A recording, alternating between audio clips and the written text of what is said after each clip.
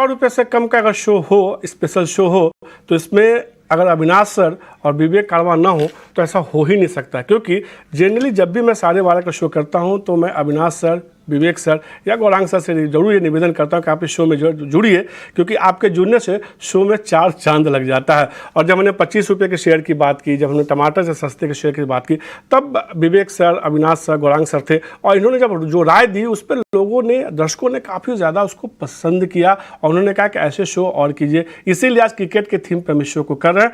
Avinash sir, शुक्रिया आपका 18 our स्वदेश को समय देने के लिए, और विवेक आपका भी शुक्रिया 18 आवर स्वदेश को समय देने के लिए। पहला सवाल तो क्रिकेट पे ही बनता है, रोमांच चरम पे है, कल दिन भर बिजी रहेंगे?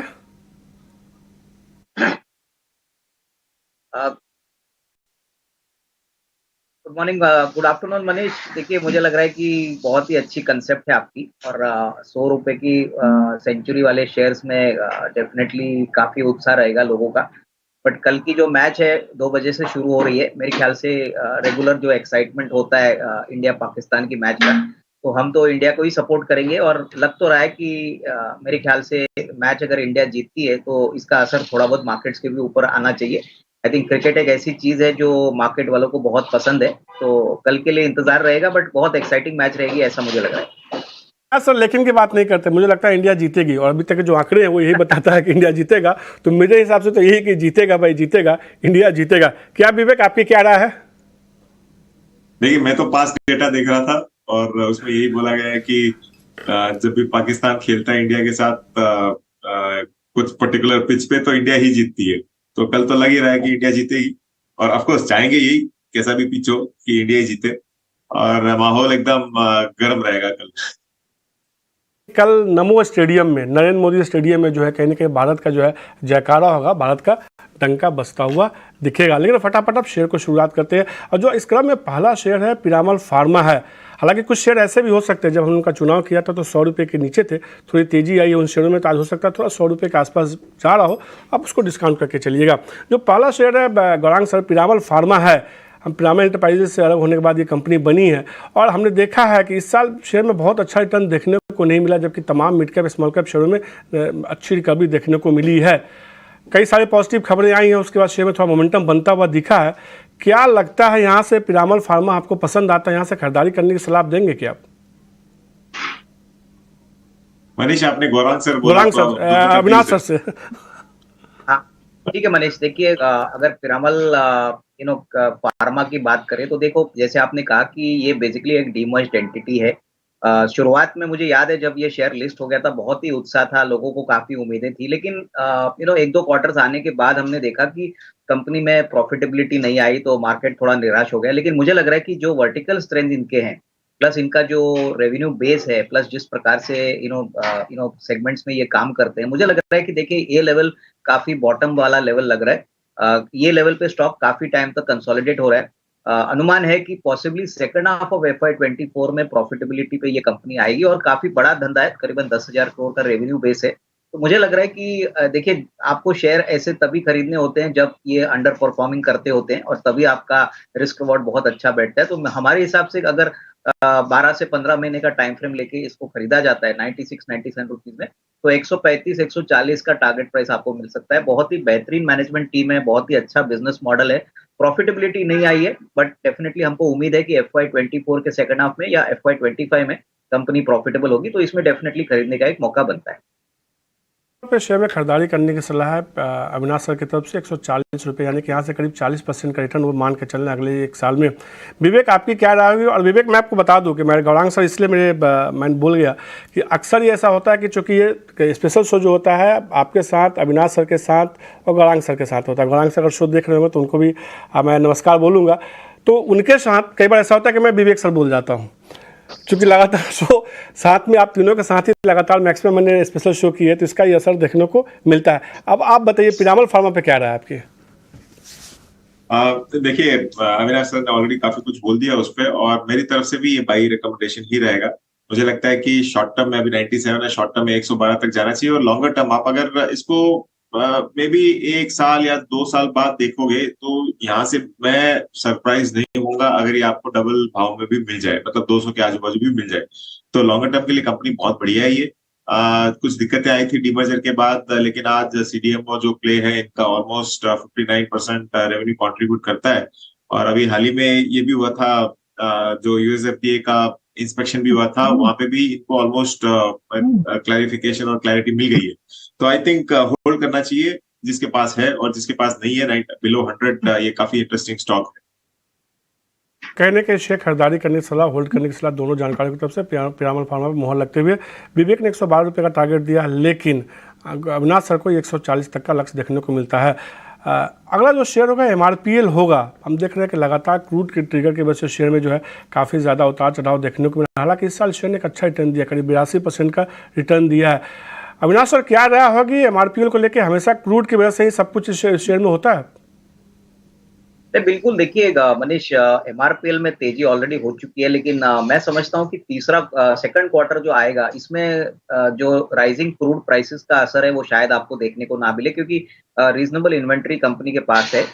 बट जो तीसरा क्वार्टर रहेगा वो काफी इम्पोर्टेंट रहेगा, क्योंकि देखिए अभी ईरान इजराइल का जो वॉर चल रहा है, अगर ये दिसंबर के बियॉन्ड चलता है तो क्रूड के प्राइसेस बढ़ने की चांसेस है, और तभी शायद ग्रॉस रिफाइनिंग मार्जिन थोड़े से दबाव में आ सकते हैं, क्योंकि जैसे आपने कहा कि ऑयल मार्केटिंग कंपनीज के लिए सबसे बड़ा जो वेरिएबल होता है वो क्रूड का प्राइस होता है, और क्रूड ज्यादातर इंपोर्ट होता है। मेरे ख्याल से देखिए हमारी राय यहाँ पे होल्ड की रहेगी। 120-125 का एक नियर टर्म का टारगेट बन सकता है, क्योंकि शॉर्ट टर्म में Q2 के नंबर्स अच्छे आएंगे, लेकिन उसके बाद होपफुली अगर वॉर जल्दी खत्म नहीं होती तो डेफिनेटली आपको एक फ्रेश रिव्यू लेना पड़ेगा। बट मेरे ख्याल से 125 का एक नियर टर्म का टारगेट बनता है, तो जिनके पास है वो होल्ड करे। 1 ईयर के लिए हमको लग रहा है 125-130 का एक कंफर्टेबल टारगेट मिल सकता है। पे यहाँ से मजबूती देखने को मिल सकती है। 125 रुपये के लक्ष्य के साथ खरीदारी करने की सलाह दे रहे अविनाश सर एमआरपीएल पे। विवेक, आपकी क्या राय है? अब देखिए मनीष, एक क्रूड पे डिपेंडेंट बहुत ज्यादा रहता है ये स्टॉक, और क्रूड बहुत वॉलेटाइल है। इनफैक्ट ये जो युद्ध हो रहा है अभी, उसके कारण एक बार स्पाइक देखने को मिला था क्रूड में, वापस एक स्टेबिलिटी और करेक्शन उसमें यहाँ पे भी आ गया। और आप अगर ऑयल रिफाइनरी स्पेस में अगर देखो तो ज्यादातर जो सरकारी कंपनीज है, ये भी एक सरकारी कंपनी ONGC की सब्सिडरी है ये, तो ज्यादातर सरकारी कंपनी सारे के सारे बिटवीन 5 और 10 की पी पे चल रहे हैं। और यहाँ पे वैल्यूएशन थोड़ा सा मुझे इस रनअप के बाद, क्योंकि काफी दौड़ चुका है स्टॉक, मुझे रनअप के बाद थोड़ा सा स्ट्रेस दिख रहा है। तो हो सकता है थोड़ा ऊपर जाए, तो मेरी यही सलाह रहेगी जैसे जैसे ये ऊपर जाता है आपको प्रॉफिट बुक करना चाहिए इसमें ऑन एवरी रैली। धीरे धीरे आपके पास अगर 100 शेयर है तो एटलीस्ट 20-20 रुपए निकाल के आप 20-20 शेयर आप प्रॉफिट बुकिंग कर सकते हो। जब स्टेबिलिटी वापस दिखे या फिर क्रूड ऊपर जाने को दिखे तब इसको वापस देखेंगे, लेकिन फिलहाल काफी स्ट्रेस लग रहा है। तो एमआरपीएल पे सब आप दर्शकों के लिए मैं आसान कर देता हूँ, क्या रणनीति अभी बताने की सलाह दी गई है। अविनाश सर का कहना है कि खरीदारी कीजिए, 125 रुपये का लक्ष्य देखने को मिल सकता है। इनको यहाँ से लगता है करीब 25% का, यानी 25% की मजबूती अगले एक साल में देखने को मिल सकती है। जब हमने शेयर निकाला तब 100 रुपये का नीचे ट्रेड करता था, अब ये वापस से 100 रुपये के ऊपर ट्रेड कर रहा है। जबकि विवेक सर का ये कहना है कि अब इस लेवल पे आप चाहें तो प्रॉफिट बुक कर सकते हो। यही बाजार की खूबसूरती है, ज़रूरी नहीं है कि दोनों जानकार किसी एक शेयर पे एक ही नज़रिया लेके चले। जो अगला सवाल है जो शेयर है इक्विटास स्मॉल फाइनेंस को लेके, लगातार हम देख रहे हैं विवेक, इस शेयर पे, इस कंपनी में के एसेट क्वालिटी में सुधार देखने को मिला है। कह सकते हैं कि लोन ग्रोथ एक अच्छा बेहतर देखने को मिला है। इसमें शेयर का परफॉर्मेंस भी कहीं ना कहीं इस साल इस शेयर ने दिखाया है। रिटर्न के बात करें तो करीब 65 से लेकर 67% का रिटर्न देखने को मिला। क्या राय होगी आपकी इक्विटास स्मॉल फाइनेंस को लेकर? देखिए मनीष, स्टॉक करीबन आपको दिखेगा 55 रुपए 60 रुपए से लेके आज के दिन ये ऑलमोस्ट 100 रुपया टच करके उधर आजू बाजू घूम रहा है। मुझे लगता है कि रनअप काफी हो चुका है कंपनी में। जो पॉजिटिव्स थे अभी शॉर्ट टर्म एटलीस्ट अगले एक साल का जो पॉजिटिव है इसमें फैक्टर्ड इन है। और स्टॉक मूवमेंट आप अगर देखो तो मैं तो ये देखता हूँ कि प्राइस मूवमेंट कितना हुआ है कंपेयर टू इनके प्रॉफिट के मूवमेंट में। तो अदर इनकम भी था इनका पिछले क्वार्टर में, तो मुझे लगता है कि एक बार इसमें भी आपको प्रॉफिट बुक करना चाहिए, क्योंकि कंपैरेटिवली मतलब जब आपको दिग्गज बैंक जैसे HDFC या फिर ICICI बैंक इससे सस्ते भाव में अगर मिले तो वो बेटर चॉइस रहेगी कंपेयर टू इक्विटास। तो कंपनी ओवरऑल लॉन्गर टर्म के लिए ठीक है, लेकिन शॉर्ट टर्म में काफी स्ट्रेस लग रहा है वैल्यूएशन तौर पे। विवेक सर को लगता है कि इक्विटास स्मॉल फाइनेंस में आपको जो है मुनाफा वसूली करनी चाहिए। आपकी क्या राय होगी अविनाश सर? मनीष देखिए, मैं भी समझता हूँ कि शॉर्ट टर्म में स्टॉक चल चुका है, लेकिन आप अगर क्रेडिट ग्रोथ देखो, अगर कॉर्पोरेट कैपेक्स देखो, रिटेल डिमांड देखो, तो इक्विटा स्मॉल फाइनेंस बैंक ने बहुत ही बेहतरीन तरीके से स्मॉल फाइनेंस बैंक के कैटेगरी में ग्रोथ दिखा है, और ये ग्रोथ हमको लग रहा है कि आपको सेकंड क्वार्टर में भी देखने को मिलेगा, क्योंकि इनका जो बिजनेस अपडेट आया था इसमें काफी स्ट्रॉन्ग कमेंट्री मैनेजमेंट ने कही है। तो मुझे लग रहा है कि देखिए, अगर किसी का नजरिया साल भर का है, तो मेरे ख्याल से करंट प्राइस या थोड़ा सा अगर करेक्शन आता है तो खरीदने का मौका समझना चाहिए, क्योंकि देखिए ऐसे बैंक्स में सबसे अच्छी बात क्या है कि अगर आप एसबीआई या आईसीआईसीआई बैंक को कंपेयर करें तो इनका बेस वैसे भी छोटा है, तो परसेंटेज गेन्स तो अच्छी बनेंगी।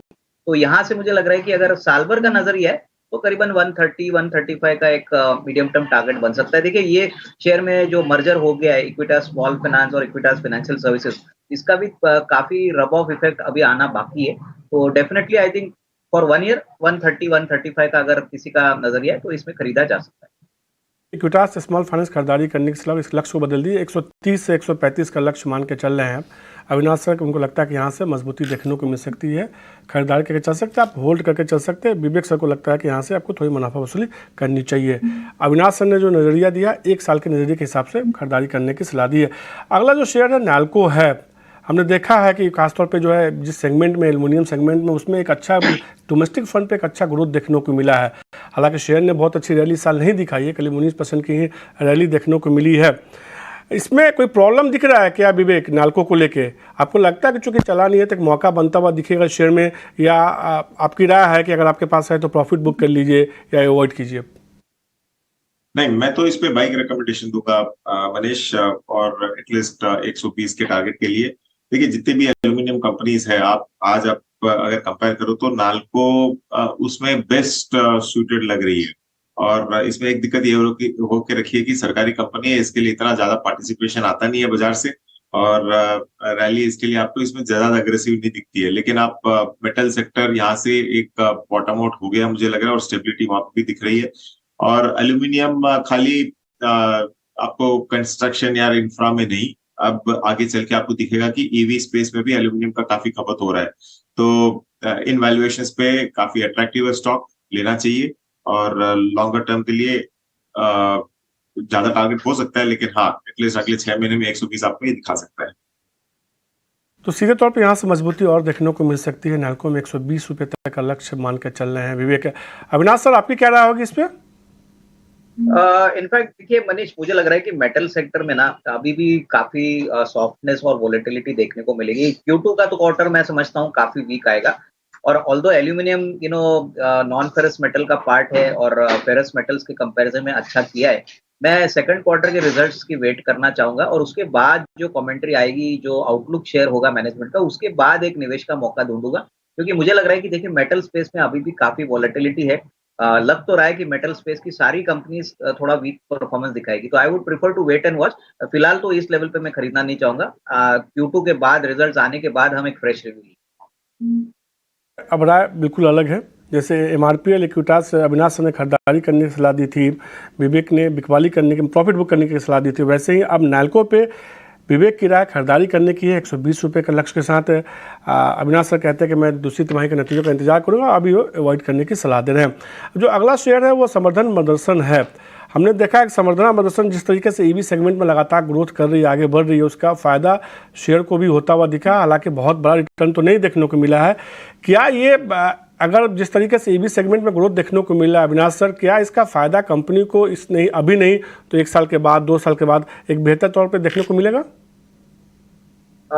डेफिनेटली देखिए, जिस प्रकार का ग्रोथ ऑटोमोटिव सेक्टर में हो रहा है, इलेक्ट्रिक व्हीकल्स के सेक्टर में हो रहा है, देखिए इनका कंपनी का जो प्रोडक्ट है मनीष, मुझे लगता है कि काफी बड़ी स्केलेबिलिटी अपॉर्चुनिटी है।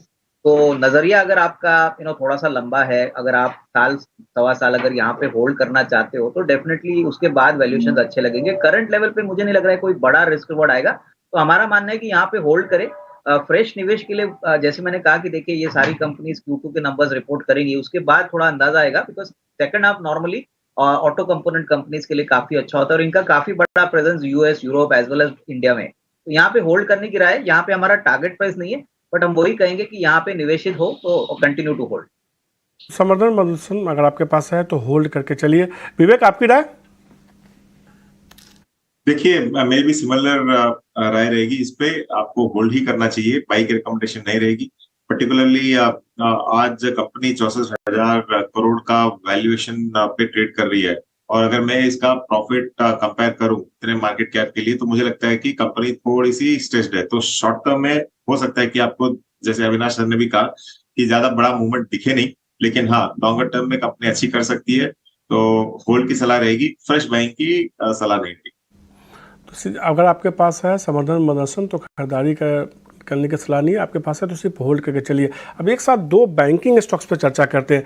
IDFC first bank private bank है, हमने देखा एक शानदार रिटर्न देखने को मिला है इस कंपनी, इस बैंक के शेयर में।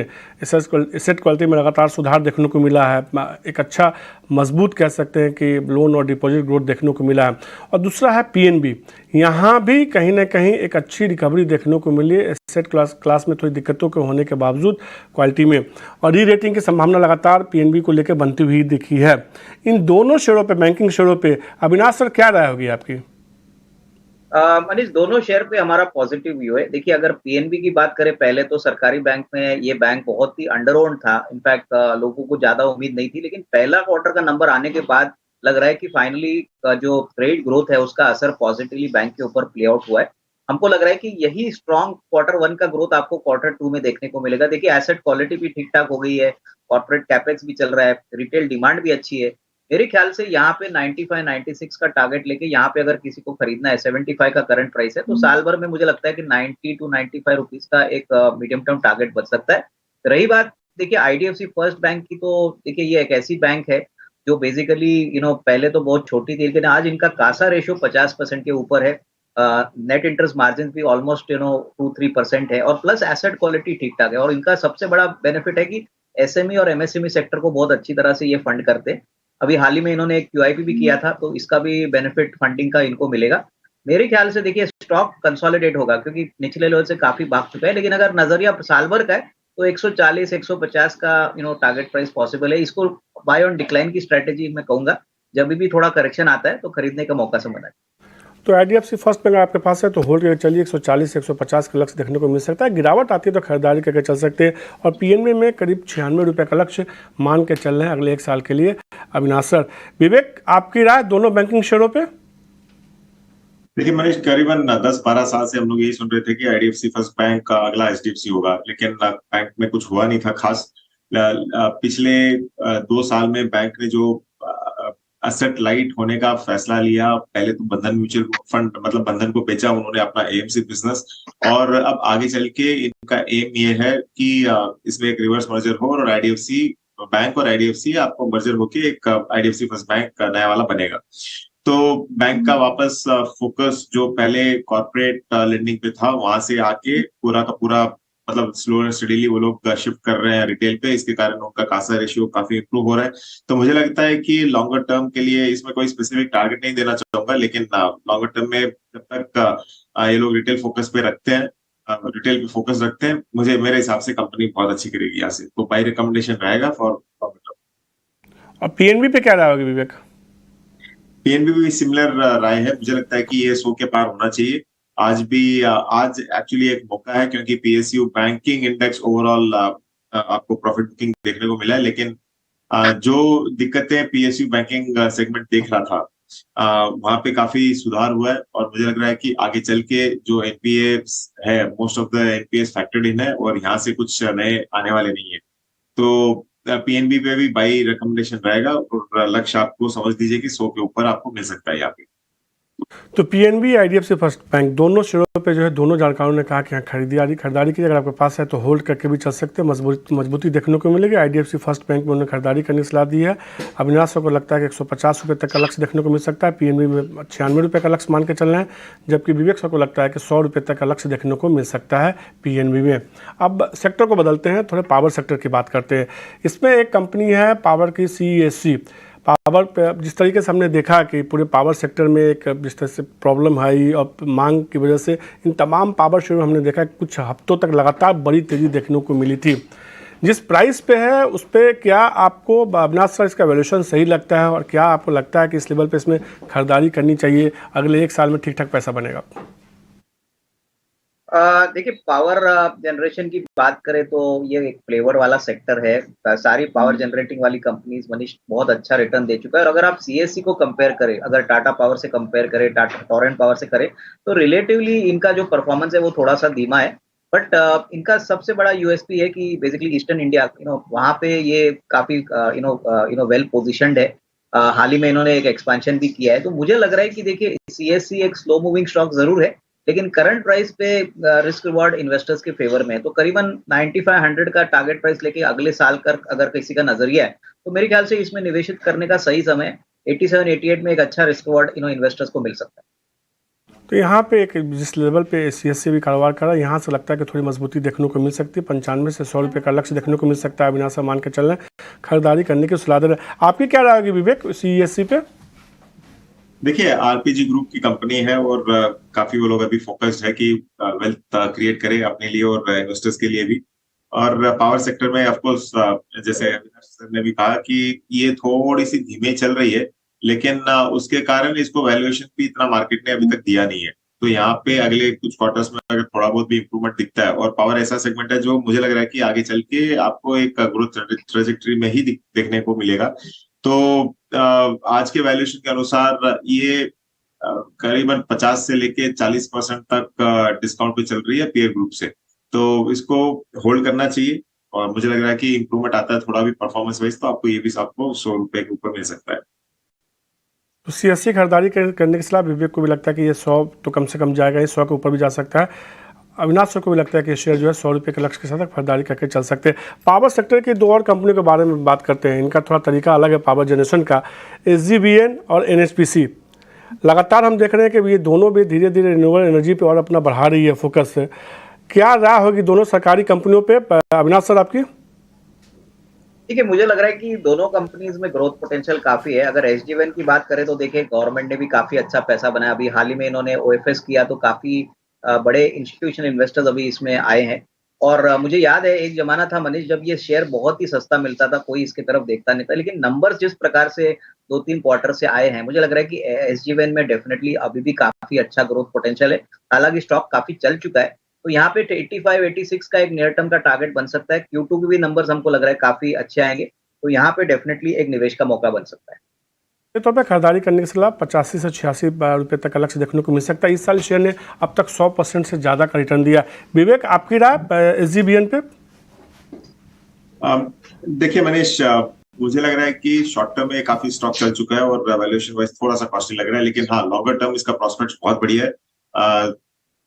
लॉन्ग टर्म में आपको वापस आराम से 100 रुपए के ऊपर दिखाएगा। लेकिन फिलहाल मैं क्या करना चाहूंगा कि थोड़ा बहुत प्रॉफिट, एटलीस्ट 50% प्रॉफिट बुक करूंगा यहाँ पे, और अगर डिप्स मिले तो मैं इसमें री एंटर करना चाहूंगा। ओएफएस आएगा, लिक्विडिटी बढ़ेगी, काफी चीजें होने वाली है स्टॉक में, लेकिन मैं एक आध क्वार्टर वेट करना चाहूंगा। रिजल्ट्स देख के थोड़ा सा करेक्शन आ जाए तो श्योरली वापस री एंटर करेंगे। तो विवेक ये मानते हैं कि एक अच्छी रैली देखने को मिली, 50% आप प्रॉफिट बुक के लिए आपके पास है, तो फिर शेयर नीचे आता है तो फिर खरीदारी करके चल सकते हैं।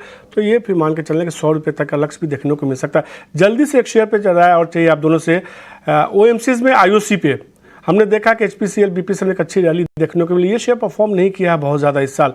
क्या राय होगी IOC को लेकर अविनाश सर आपकी? तो यहाँ पे भी मुझे लग रहा है कि देखिए यहाँ पे होल्ड ही करे, क्योंकि देखिए क्रूड का जो मूवमेंट है वो आगे डिसाइड करेगा कि फ्यूचर का कैसे यहाँ पे शेयर की रैली बनेगी। सेकंड क्वार्टर के नंबर तो काफी दमदार आएंगे, जैसे पहले क्वार्टर के नंबर काफी स्ट्रॉन्ग आ गए थे। यहाँ पे मैं यही कहूंगा कि जिनके पास है वो होल्ड करे। फ्रेश खरीदारी मुझे सेकंड क्वार्टर के नंबर के बाद जो आउटलुक मैनेजमेंट शेयर करेगा, क्योंकि देखिए यहाँ पे अगर कहीं पे भी क्रूड का प्राइस स्पाइकअप होता है तो इसमें डेफिनेटली इंक्रीज के लिए दिक्कत हो सकती है। तो hold with target price of 120, लेकिन ये होल्ड है, फ्रेश खरीदारी हम नहीं कहेंगे। अगर आपके पास है तो होल्ड करके चलिए, नई खरीदारी करने की सलाह नहीं दे, 120 रुपये का लक्ष्य मान के चले। जल्दी से विवेक आपकी राय, तब तक हमारे दर्शक तमाम शेयरों के टारगेट देख सकते हैं। मेरी भी सिमिलर ही राय रहेगी। इसको सिर्फ होल्ड करूंगा मैं। वैल्यूएशन वाइज सब कुछ कंपनी में अच्छा दिखता है, लेकिन जो क्रूड ऑयल पे डिपेंडेंसी है वो कभी भी स्टॉक पे हावी रहती है। और मुझे लगता है कि इसमें अगर कोई पैसा लगाता है और उसके बदले और कहीं लगाए, तो हो सकता है कि आपको अपॉर्चुनिटी कॉस्ट ज्यादा मिले इसमें। मतलब अपॉर्चुनिटी कॉस्ट बहुत ज्यादा रह जाती है, क्योंकि मूवमेंट्स बहुत स्लो है स्टॉक में। तो होल्ड ही कीजिए। मेरे हिसाब से आपको बाई नहीं करना चाहिए। और अगर ये वापस 110 से जाता है तो वहां पे डेफिनेटली प्रॉफिट करना चाहिए। अगर आपके पास है तो होल्ड करके चलिए, अगर 110 के ऊपर आता है तो थोड़ा सा प्रॉफिट बुक करके चल सकते हैं। हमने तमाम शेयरों पर चर्चा की जो 100 रुपये के कम के हैं, और इस पर हमारे दोनों जानकारों ने मदद की, बताया कि किस शेयर में आपको क्या रणनीति अपनानी चाहिए। अविनाश सर और विवेक सर, आपका शुक्रिया 18 स्वदेश को समय देने के लिए और तमाम शेयरों पर इस खास मौके पर चर्चा करने के लिए। तो सेंचुरी शेयर 100 रुपये से कम में आज के लिए इतना ही। मुझे दीजिए इजाज़त, नमस्कार।